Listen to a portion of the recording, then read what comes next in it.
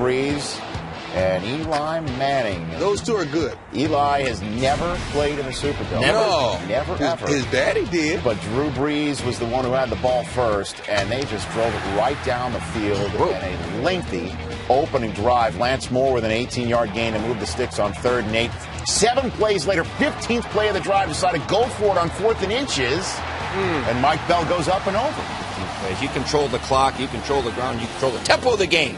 Saints have scored on the opening drive of every game this season, 7-0, and then on the next possession, Brees finds the old giant, Jeremy Shockey, and how fired up do you think he was? That's a back shoulder throw to a tight end on the outside. That's outstanding. That's hard. He was fired up. There's a little emotions involved in this game. And then they get him involved in the end zone 4 plays later. See, that's why I love Sean Payton. You know, it's an emotional game for Shockey. Get him involved early, get him in the paint. Now he's a happy camper. And it got Brees involved. It was his first touchdown in the last 85 pass attempts. Giants' next possession looking for points. Manning is an open Steve Smith in this. You got to hit him. Yeah, he's been hitting that all season, and that would have been a touchdown if he drops it in there. Oh, boy. And Manning knew that was a missed opportunity. Giants have to settle for a field goal, which is not good when the Saints are settling for nothing but touchdowns. Brees, next possession to Robert Meacham in the end zone, comes down with it. You know, he's got tall receivers that'll go up and catch it at its highest point. Brees was 8 for 8 on that drive and the one before it combined, but the Saints missed the extra point. Nice! And Darren Sharper picks off Manning, except for the fact that Jonathan Vilma is called for roughing Manning in the pocket. Yeah, this is a good call. He got sandwiched.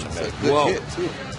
So the Giants get 15 yards, and the Saints don't get an apparent pick six. And 3 plays later, Ahmad Bradshaw pops it in the end zone for his 3rd rushing touchdown of the season. It's a 10-point game in which the Saints were dominating. Next possession, 4th play of the drive, right around midfield. Brees to Marcus Colston. But Corey Webster's called for pass interference, even though it appears He got tangled, but he was looking back for the ball. Incidental contact, maybe, huh?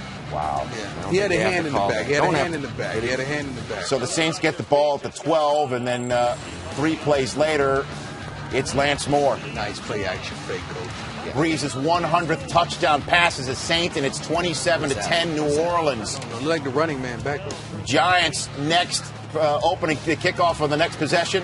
And we show these for only a couple reasons. It's a big play or a boo-boo. It's a big play. Dominic Hickson back active. The kicker almost got him. 68 yards returns it. He had 230 yards on 7 returns on the day. Giants set up nicely. 5 plays later, Manning to Manningham. Touchdown. Again, the Saints are dominating this game, and it's still only a 10-point lead for New Orleans. That would change.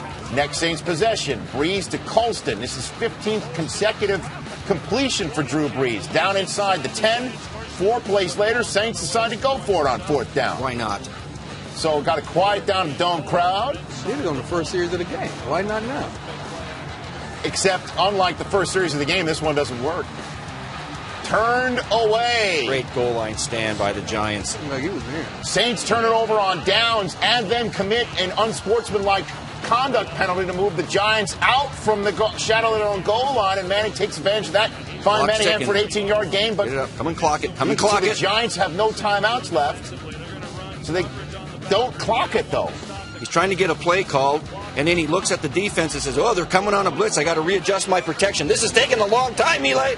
You got 10, 12, 14 seconds that they're using here trying to get the protection right. And unfortunately, he doesn't get the protection right, unfortunately for him. Bam! Oh, nice. As Roman Harper strips Manning, Scott Shanley recovers. Ball's loose. Kevin Boss hops on it. Tom Coughlin thinks maybe I've got a touchback here, and I don't lose the ball.